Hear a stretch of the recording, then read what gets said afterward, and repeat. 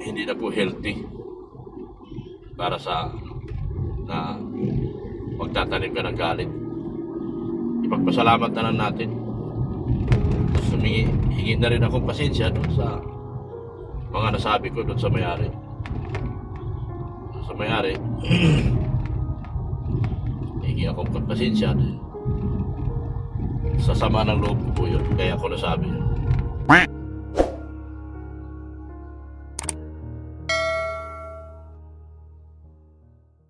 Yan, magbabayad kami ng kuryente para bago kami aalis dyan, ayos lahat.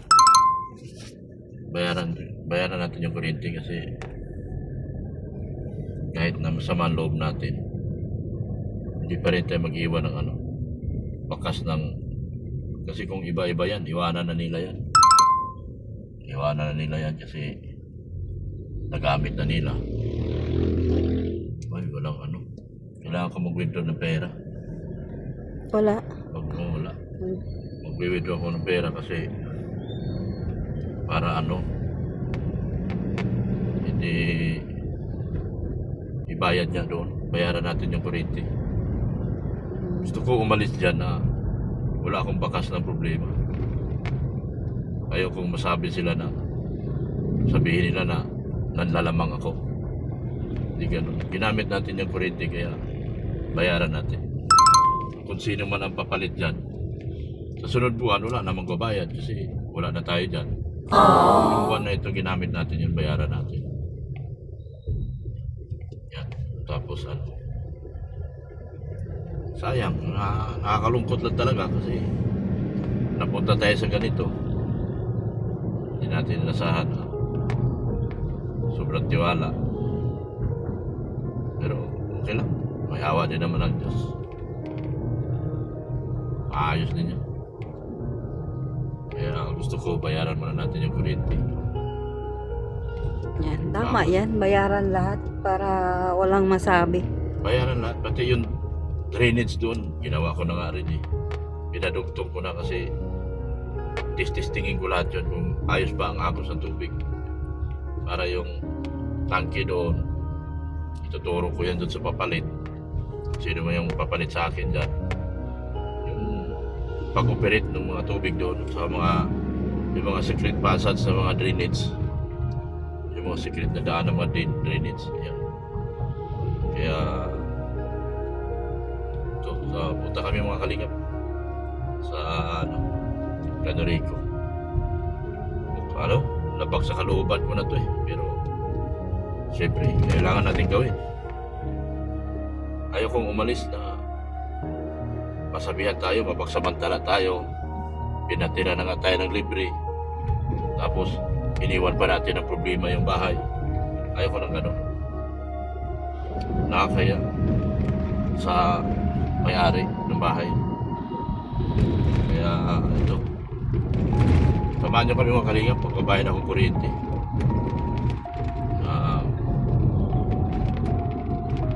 Nung galit na galit pa ako mga kalingap, gusto kong umalis dyan na wala akong tuturuan. Gusto kong umalis dyan na hindi ako magbabayad. Gusto kong umalis na bahala na sila sa buhay nila kapag lumipat sila dyan, kapag may titira mga iba. Pero na-realize ko, pangit po mga kalingap pagtanim ng galit sa kapwa. Dahil hindi po na, tulad ko, vlogger ako, hindi na po healthy para sa na magtatanim ka ng galit. Ipagpasalamat na lang natin. Hingi na rin akong pasensya doon sa mga nasabi ko doon sa may-ari.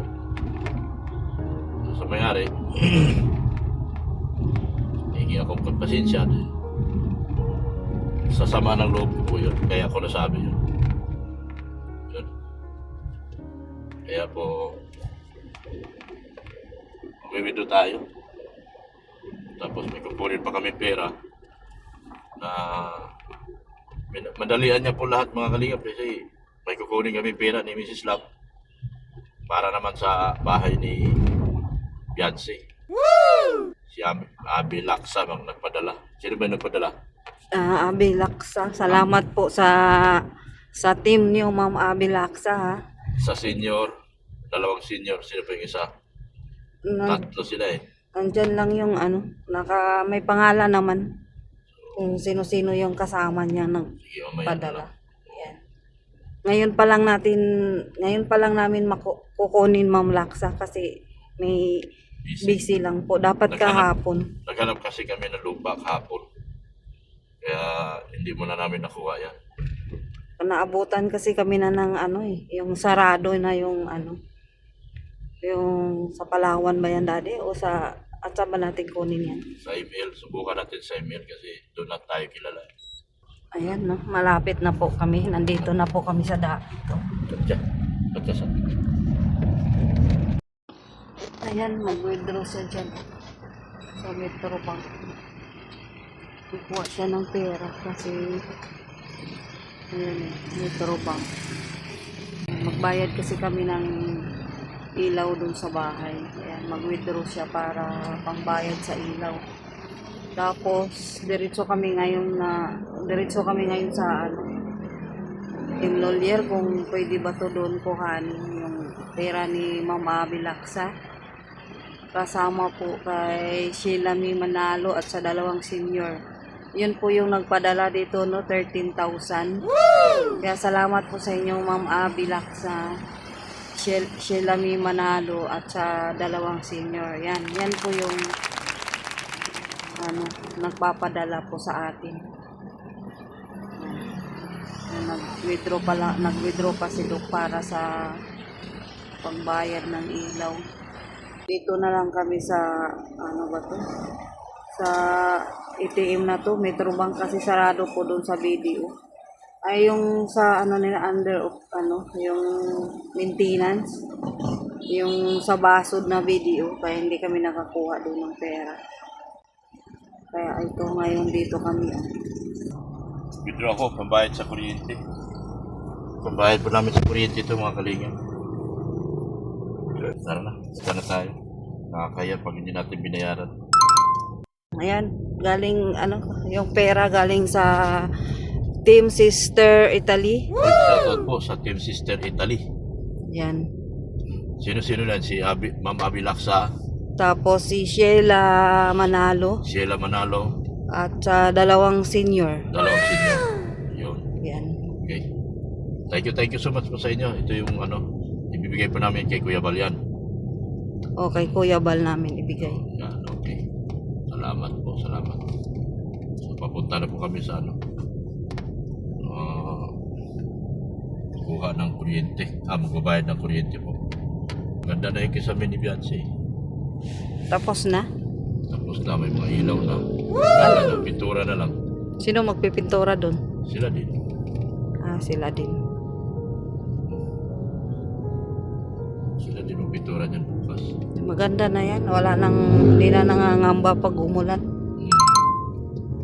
Hirap nung dating bobong kasi natatakot na nga si Beyonce kasi baka daw bumagsak sa kanya yung kisame. Sana nga yung sa harap sa nila, yung sa sala, baguhin kasi nakaangat na lahat. Yung kisame.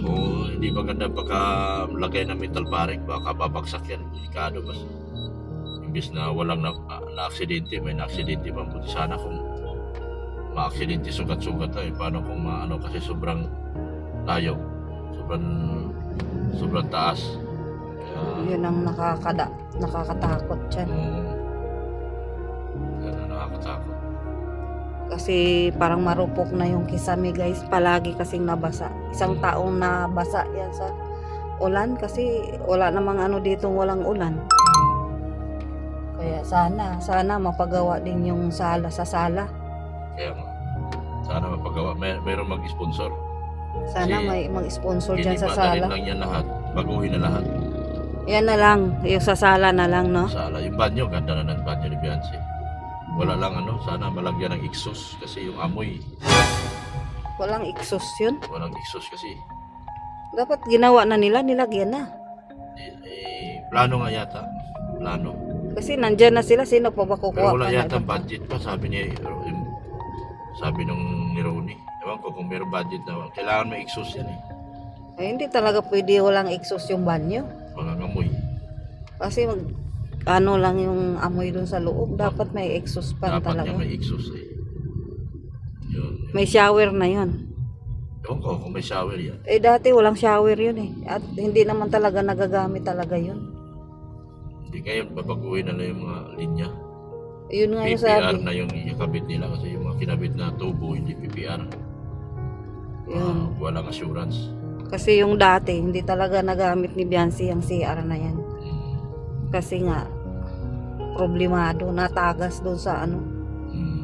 Kaya ngayon, buti na ano. Kaya dapat, ginawa na yan, gawa na lang nila ng exhaust fan pa. Mahirap yung magawa dyan pa ulit-ulit. Kaya nga. Dapat i-request na nila ni Mats na anuhan na diretso na yung exhaust fan. Kaya nga. Magbubutas na doon. Mm. Mahirap yung paulit-ulit ng gawa. Yung bagang hirap maglinis. Dapat yung maglinis doon sa ano, tuloy-tuloy. Oo. Wala nang nag-istorbo na magbabalik-balik pa dyan maggawa. Tama. Tama. Istorbo yun eh. Yan. Sana merong ano, Maawa. maawa dyan sa yung sa sala nila kasi sila Mads nasa sala natutulog Maawa nga. yung mga Delikado yun, bata. nakaangat na. Ganyan, no? Pag ilang buwan na lang yan, babagsak na yan. Delikado. Yan ang delikado kasi may mga bata. Karamihan sa kanila puro maliliit pa. Mga bata pa. Yan ang problema dyan. Dapat talaga ano na yan, magawa. Sana merong pang makapanood nitong video natin at sana meron ding magbigay ulit para dyan sa kisami sa sala. Mm. Hirap po yan may babagsakan, mas lalong malaking problema. Kaya nga. Yan, dito na po tayo, malapit na po tayo sa ano, Gano Rico. Canorico guys. Inuuna natin kuryente kasi alas 5 lang kasi sila. Kailangan natin magbayad na. Ayaw natin magkaroon ng problema dyan sa bahay na yan. Ayaw kong aalis ako na may problema. Baka, siyempre, ayaw ko na makarinig na hindi magandang salita. Kaya gusto ko, aalis ako na may peace of mind. Walang problema.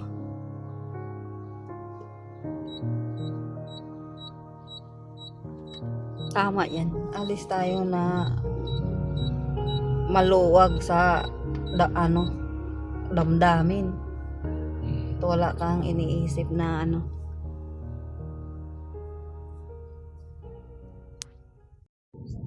Ayan, nandito na tayo sa Canorico. Dito na kami sa Canorico para magbayad ng ilaw.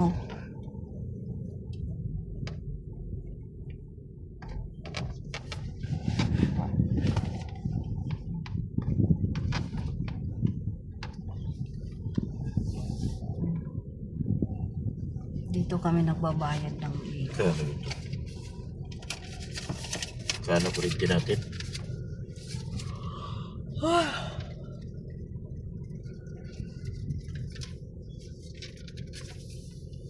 $3,600, 4,000. Judith na ito eh. 4,000. Grabe yung kuryente yan, hindi nagbabago. 4,000 po mga kalingap. Hindi po nagbabago ang kuryente dyan. Simula nung doon kay Redsin nagkabit lahat mga ginagawa sa bahay ni Redsin. Mga welding, mga ano. Hindi na po nagbago ang kuryente, 4,000. Parang ang laki na nabawas yung mga ginagawa doon sa bahay ni Redsin. Wala pa rin nagbago. Mukhang hindi na yata nagre-reading itong Canorico. 4,000 pa rin. Dapat to, bababa ito sa mga 2,000 na lang eh. Dapat 2,000 na lang ito eh, mahigit eh. Kasi yung mga welding at saka ano, yung Yung ginagamit, pangputol ng mga bakal. putol mga bakal, pang grinder, yung nagpipintura, nag-grinder sila. Dapat bumaba na lang yan. Grabe kuryente yan, sobrang taas. Hindi nagbabago. 4,000. Wala na tao dito. Meron yan, may nagbayad nga kanina dyan eh. Ay, ba, doon ba? Pero dyan sila kanina. Grabe lang. Wala Grabe niyata ang sana. kuryente mga kalinga.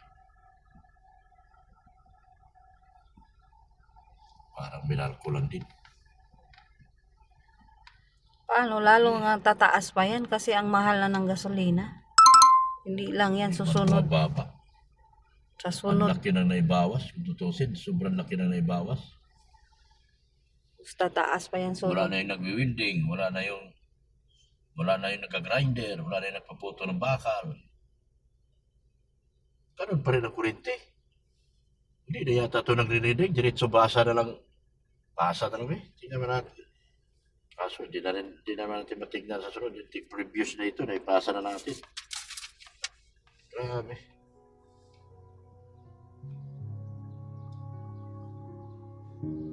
Sa akin po ito nakapangalan, no? Ricky Rodriguez po. Yan, o.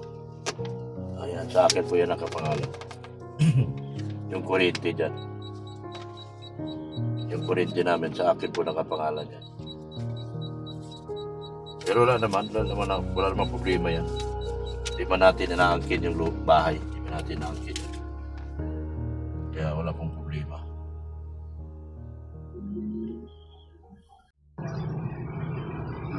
May tao pala rito, nag-i-error. Dito tayo sa kabila. Baka umabot pa ng 5,000 yan, nag-i-error. Late na tayo nito.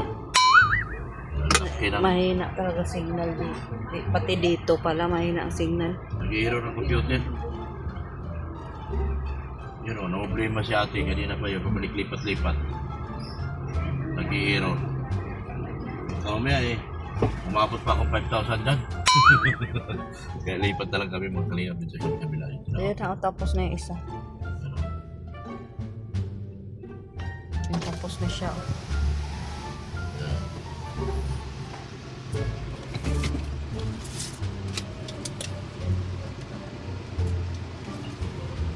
Bag. Magkano, ma'am?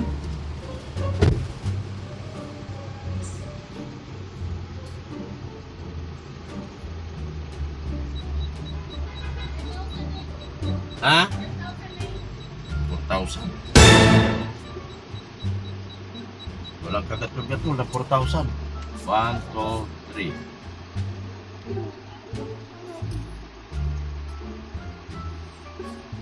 Four. Ano barya? Barya.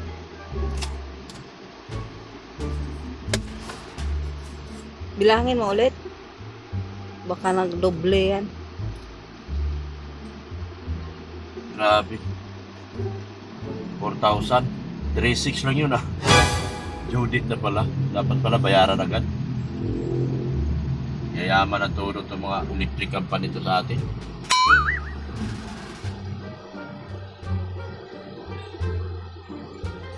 Tingnan mo yung kabila oh.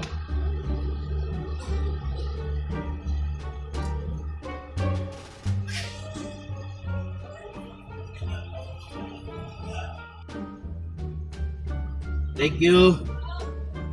Yan. 4,000, my goodness. Tapos din. Pamahal-mahal na kuryente yan. Hindi pa yan. Tataas pa yan. Next bayaran. Hindi na tataas yan. Paano tataas niya? Wala na tayo dyan. Grabe taas na kuryente na yan. Sus. Kinatay tayo ng ano ah. Hindi na yata nagre-reading yan. Yan ang billing namin nung nakakabit sa amin si Ritsin. Lahat ng ginagawa sa bahay ni Ritsin, sa akin lahat. Eh, may sarili ng kuryente si Ritsin. Yan pa rin ang billing. Ibig sabihin, dinadaya na tayo nito. Ito yung bill ni Redzin ngayon, parang unti lang yun. Kunti lang.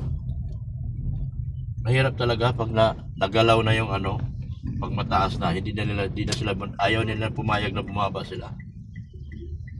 Pag nagalaw na, kaya kawawa tayo. Tayo naging kawawa ng ilang buwan. Sabagay, kasi yung ginagamit na tubig nila, hindi naman sa kuryente nila, sa atin pa rin. Sa atin lahat. Yung tubig na ginagamit Hindi doon. yung tubig. Panay ano lang yung ano eh. Kasi gumagamit din sila ng tubig sa panghalo ng ano eh, semento. Walang taas. Sa tubig yata ang mas Walang ano. awa to si Canorico. Canorico, wala kayong awa.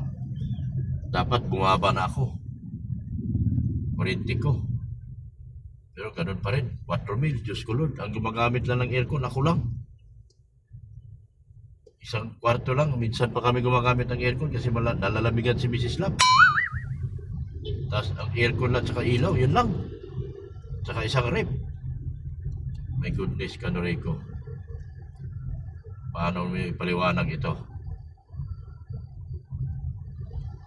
Sobrang taas. Lagyan ko na ng magnet yan. Katulad sa Manila.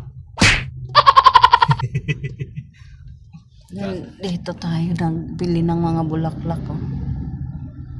Yan dyan. Dito kami. Ay, saan ba yun? Nalagpas na pala tayo. Magpas na.